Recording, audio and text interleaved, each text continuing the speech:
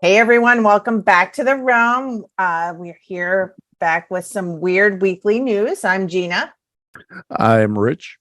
I'm Jen. I'm Rob. And I'm Brian. Hey, so almost the whole gang is here. Kez has abandoned us once again. You know what? They said they were going to take care of the dog tonight because we're having a little bit of issue with the potty training. We have a brand new puppy for those of you that don't know. So Kez was kind enough to let me have all the fun tonight. So it is I. So for those of you that are joining us that have never listened to maybe one of these before, we each come armed with a not everybody, maybe sometimes we just have peanut gallery, but most of the time we come armed with a news story that none of the other people know. So we blind react to it when we share it with each other. And how we decide who goes first, we used to do rock, paper, scissors, but now we have a bigger team. So we're going to use the wheel of names because that's the only fair way to do it. So we're going to share the screen here and just put that down. Are you guys able to see that? Yes. All right. So let's see who is going to go first. Oh, wait, I have to stop it. I'm not on it. I have to redo it. I have to redo it. I forgot to put myself on here. Oh, goodness. McGee. All right. So we're going to close this. All right. So that's how we're going to do this. Wait a minute. I saw that too, Rob. There's only one Gina on there. Oh, there's two. I put myself at the end. Okay. All right. Here we go. There's two Ginas on here. All right. See, Gina. All right. We ready to roll? Now let's see who's going to do this. Spin that wheel. Spin the wheel. Round and round it goes. Oh, and then it is big surprise. It is Rich. Nobody saw that coming. Rich would lose quite frequently. In our previous episodes. So okay, here we go. We're going to talk about balls. Okay. I'm listening. Now they got your attention. We're going to talk about meatballs. Oh boy, I know this story. I know what you're going to talk about. But we're talking about the mammoth meatball. Yeah. Anybody see that one yet? Oh, I did just see that today. Yep. In Amsterdam, there's an Australian company that extracted they made a meatball the size, they says between the size of a softball and a volleyball. It's not for consumption. It was it's on show, just showing what they can do with cells. And what they did is what happens is they have the cells of what did they do? They got a genetic information, so it probably wasn't really like DNA. They had the information to make the cell for the mammoth, and then they filled in the missing parts, and it was African elephant, which was the next closest living relative to a mammoth. That was the biggest one, and then they inserted it into a sheep cell. So the sheep cell was the main carrier of it. The woolly part of it. Yep. And it said, given the right conditions in a lab, the cells multiplied until there was enough of them to roll them up into a meatball. So I'm trying to wrap my head around that. First of all, seeing these cells multiply to the point where now you can ball it up into something. 3D printed meatballs. Yeah, and that's an interesting point. I mean, I kind of almost, that's why I pictured in my head that they're sitting there watching this thing, and it's just like some sci-fi movie, like Gremlins, where there's things popping up all over the place. When they get wet, they're flying all over the place, and they're multiplying, whatever. But it's just really weird. There's more than 100 companies around the world right now that are working on cultivated, that's what they're calling it, cultivated meat products. So, it's not anything that's any time soon that anybody's going to be able to eat, but they're trying to make it better, stuff that's better for the planet and better for us for consumption. And they can do anything with beef, pork, chicken, and seafood. So, I mean, just them doing the mammoth thing was interesting because they're able to bring something that their thought process on it was that was something that went extinct because of the way the environment was and because of the way the earth was changing. Because I mean, people extinct. making them into meatballs. That's why. Right. So now That's they figure, now they're going to make the mammoth meatball and have it represent saving. So let me get this planet. straight. They have cells from these two different creatures, and then the cells multiply Mm-hmm. until they create a meatball. Mm-hmm. And the thought is it's now food, but it's not for consumption. It would be food. They're just showing what they're able to do. It's on show in Amsterdam, and they say it's, like I said, it's between the size of a softball and a volleyball. And they said when it was being prepared, first they slow baked it and then finished it off the outside with a blowtorch. Oh my God. That's how they did it. And they said, you'd all eat that. Don't lie. oh, probably. They said it smelled good. Is what they That said. is so Like not burning vegan. flesh. Well, I don't know. They said it smelled really good. So, I'm going to believe everything they say. How long did it take them to make, like, how long did it take the cells to multiply to the point that it was? Didn't say how long it took. It just said that that's what happened. It didn't give it didn't say like in 2 weeks that's how big it got. It doesn't specify a time frame. But there's different companies that are working around the world that are, as I said, are trying to make this a bigger process of cultivating different meat products. That's gross. I wouldn't eat it. I would not eat it. Well, What was that? Hey, Wanda. We just had a little show crash. called Aqua Oh my Teen God. Hunger Force? Is that what that show's called? Yeah. Yeah, I think so. With the meatball in it? That's first thing I could think of. And the second thing I'm thinking of is that the African elephant is the closest relative. Mm-hmm. Mammoths weren't they North American? Found in North America? Well, it's a pachyderm is basically what it is. So, I mean, I guess you got your, what else is a pachyderm? I don't know. I'm just wondering. I don't know. Hey, Apparently the African elephant is the closest living relative is what they're saying. So I don't. there's somebody I went to high school with that follows our podcast. They're a friend of mine, and she is a zoologist. So maybe we can phone a friend at some point and ask them all of these hard-hitting questions. Right. So we can do that. We can phone a friend. I mean, I guess maybe not Hey, actively. I need a news story really quick. but maybe she could come on and talk to us about the cryptids and yetis and all the Sasquatches and so forth. So it would be an idea. didn't they just recently find something to do with a baby mammoth around here? Yes, they've been finding a few around here. That's what I thought. Oh, the bones, right? The bones, right? Yeah. That was also in Kenosha, right? That was. I thought so. It's somewhere around here, yeah. Yes, and the big mammoth in the museum was actually down the road from my in-laws out there in Kenosha, out there, because all the cool stuff happens in Kenosha. Right. All I could think about the whole time you're doing that story is Jeff Goldblum, the scientist.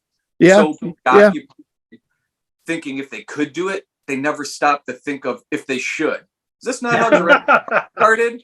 Sure, it's just a meatball right now. Right. And the next thing you know, then you got Aqua Team Hunger Force. Yeah. There you go. I love Jeff Goldblum. That's terrible. I love Jeff Goldblum in that movie. So he I feel like he made the movie. I like him in the commercials for the apartments booking or the apartment.com thing where you have to find a place to live. I haven't seen that. I forget what his name is in there, but he has his cable to watch. We don't do cable, so I don't ever see commercials. Yeah, we don't do cable either. So that's crazy. He was really good in Earth Girls Are Easy, underrated movie.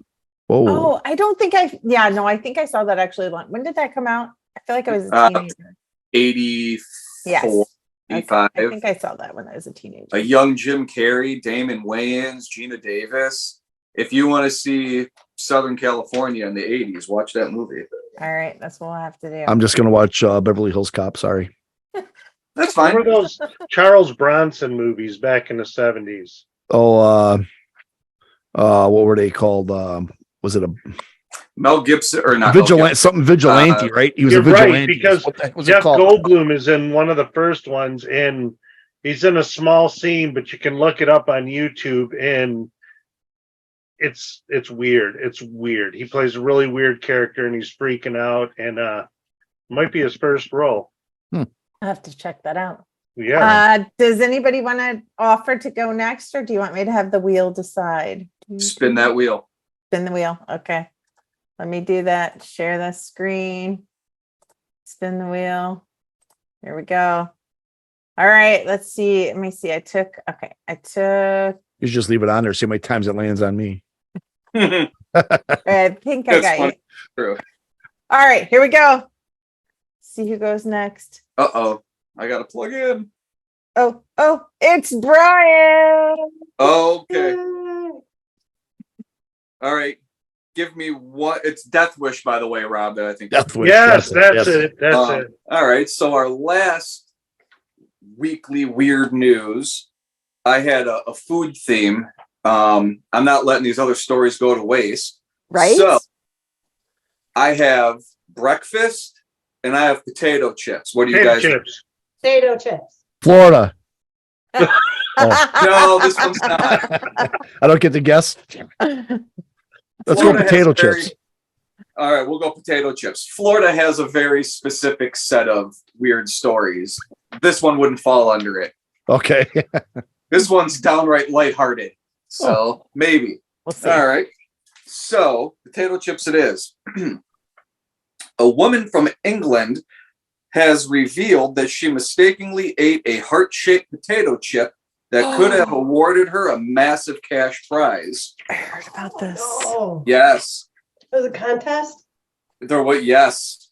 She Oh. found a chip or a crisp, as they like to call it across the pond, in a bag of Walkers, a British snack food company known for manufacturing potato chips. She was unaware that the snack was of any value at the time. The chip could have made her the winner of the, quote, heart-shaped crisp hunt, a contest that the potato chip company was running.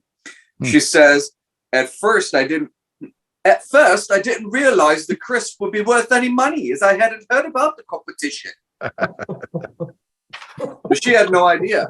Cheerio. Yeah, she took note that it was shaped like a heart. She was telling her friends about it. Clearly it was not clearly, but it was evidently a contest for Valentine's Day. So she was telling her friends about it. She took a picture, sent it to her friends, and then they kind of responded back to her and let her know that she was probably the winner. It wasn't until they messaged me back saying not to eat it due to the competition that I didn't know anything about, and I had already eaten the crisp. So she ate no. potato chip. Yes. So the company, Walkers, they were giving away what is the equivalent of $120,000. They're showing me in pounds, but they're showing me that the equivalent would have been just over $120,000 American to whoever finds the best heart-shaped crisp in their Walker packet of crisps. But she's not the only one who did that. There was also, first they have a set of requirements that they have to follow. For the biggest one is that the chip in question has to be shaped like a symmetrical heart, and it has to be a perfect match to the template that they have. So they know that it was the chip that they made.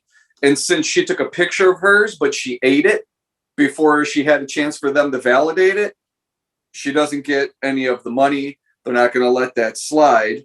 Oh, that sucks. My initial reaction was that there wasn't anything to really worry about, because I'd eaten the crisp and that was it, but I had the picture. Nope, they weren't having it. Great accent. I give it a 4.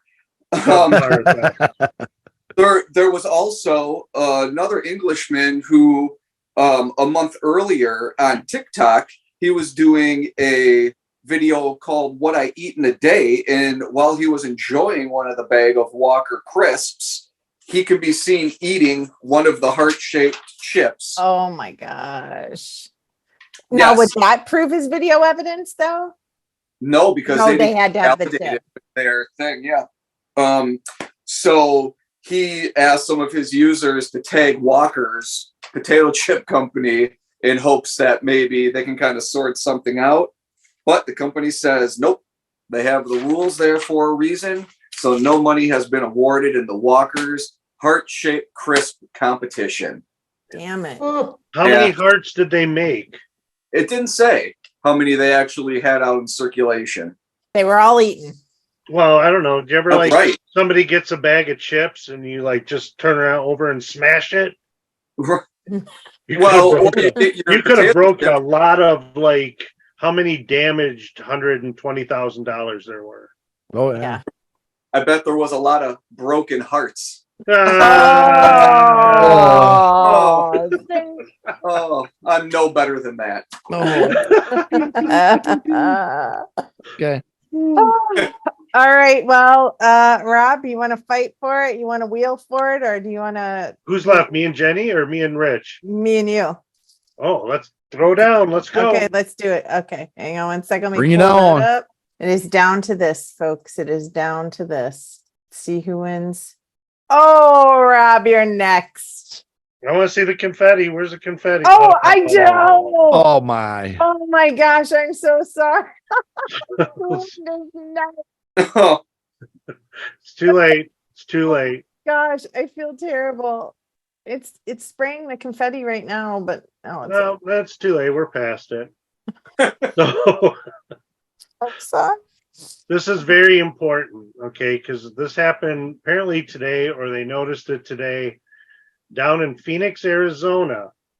There's a Dairy Queen that has this 15-foot tall, and just in case you needed to know if you're across the pond, it's 4.5 meter spoon that's up against the side of the building with a handle nestled in the opening of a roof. Their surveillance camera caught the two people appeared to be manipulating the screw that held the spoon to the base and then taking off on a small motorbike. It's 15 feet long. It's like jousting with a spoon or something. So, I mean, they have no suspects.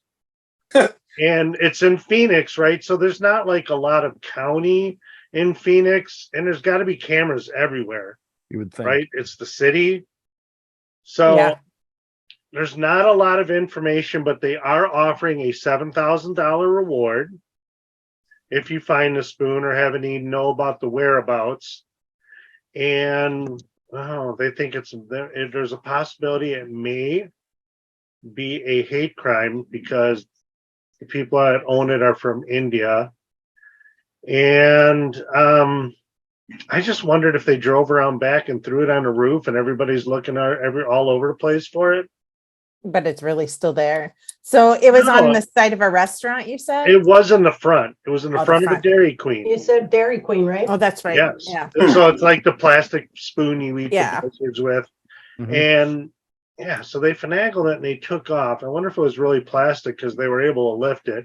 And you would think something like that would normally be pretty heavy. And the whole time I'm thinking, yeah, what if they drove around the back and they just threw it on the roof of it and everybody's looking all over for it? What are you really going to do with it? I don't, well, That's the when question, because you can't really put it up in your yard. I lived in Canton, Ohio, Football Hall of Fame city, but we have these restaurants there called Bob's Big Boy.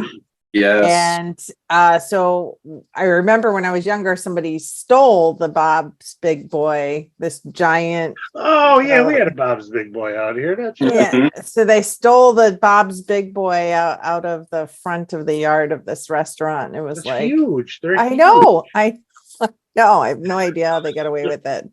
And security cameras didn't catch anything.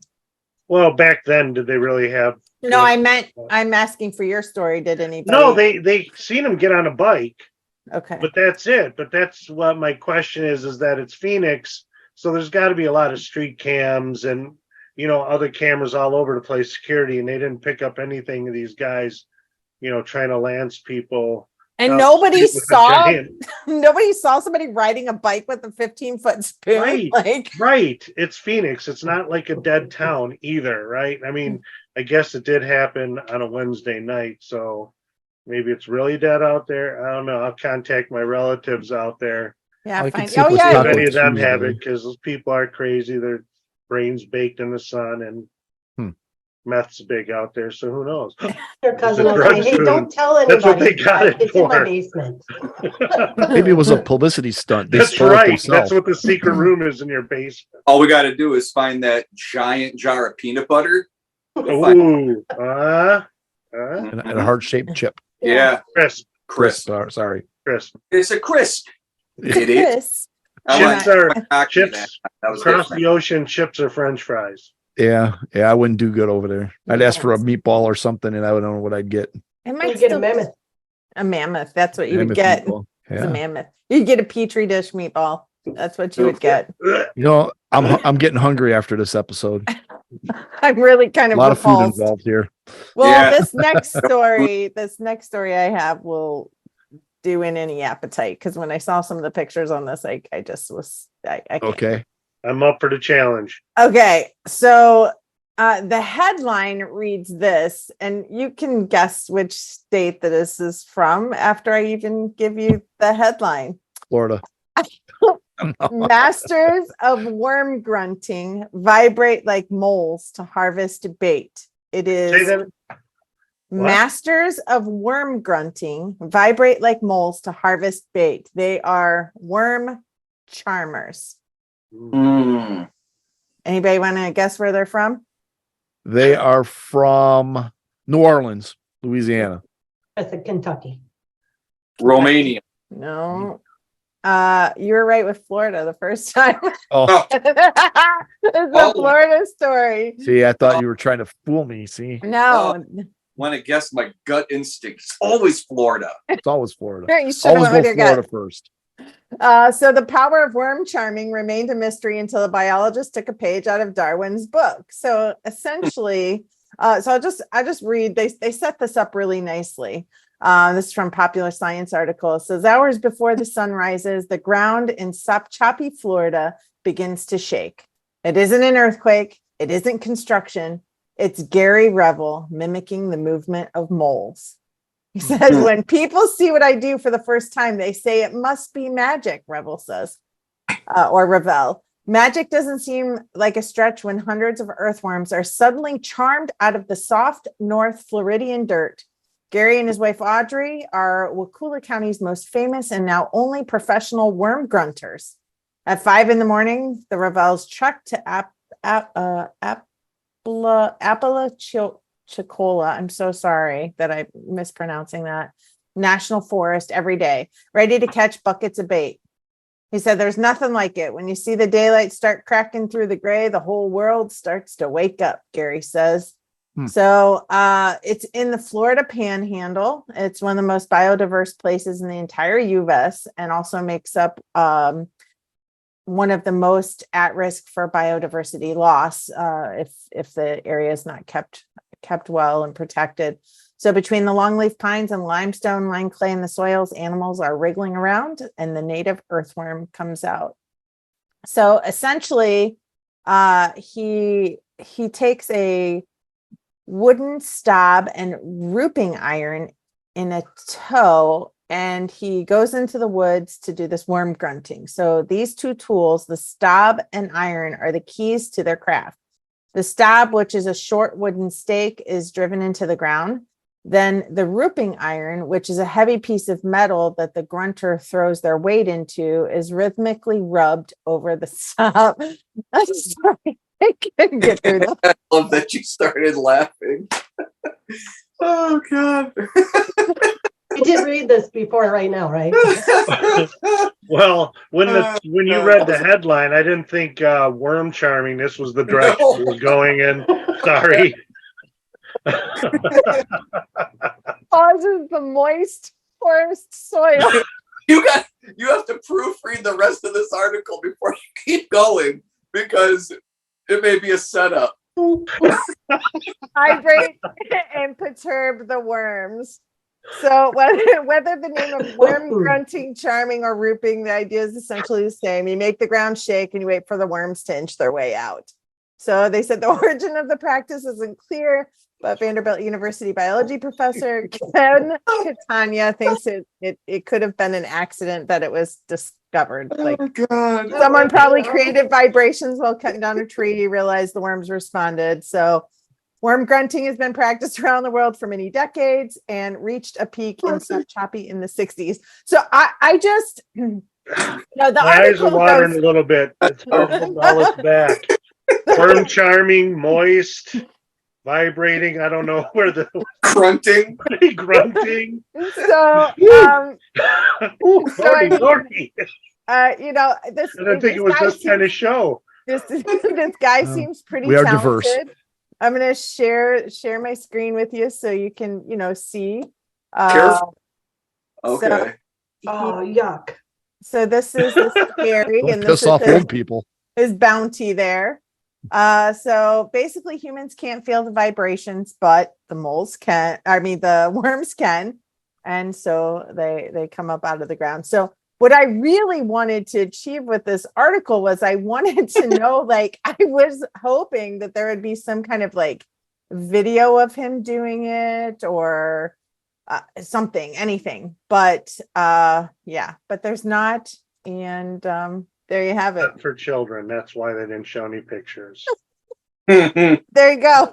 So that's my story That is today. good. So I mean, with that, I don't know that there's much more we could say. How do you find out you can do that? Like how does that just happen? Hey, well, honey, come out here. I have an idea. Hold on, man. I'm gonna taking pretend to notes. be a mole. I'm taking notes and I'm writing this down. How do I spell that? Oh my God. Like word grunting. Do I have to grunt or vibrate first? Do I rhythmically There's some move? gyrating. There's some gyrating Yes, involved. So there's some Gyrating, okay. rhythmic movement with All right, the well, that's where I knob draw and the line. something else. I don't. you don't gyrate. My I don't my gyrating gyrate, days bro. are I don't over. gyrate. Yeah, my gyrating days are over. Oh, I God. kind of move more like a groundhog from Caddyshack. It's my gyrating. Oh my God. We're gonna have to catch that on video, and that'll be really paranormal. So that'll be our I best am- evidence yet. I am Yeah. so glad I did not miss this show. Worm grunt. Oh, You well, just never know what you're gonna get. you just never know. Mixed bag of nuts here. Well, zing, we're done. Everybody, great show. Good job on the episodes tonight. Really had a lot of fun with you. So for those of you that are stayed till the end, you never know what you'll get. If you have weird stories around your neck of the woods, send it to connectedrealm@gmail.com, connectedrealm@gmail.com. Find us on YouTube, everywhere you find your podcast, Facebook, Instagram, the whole 9 yards. So stay weird, everybody. Deuces. Bye. Bye. Ciao. Talk to you next time.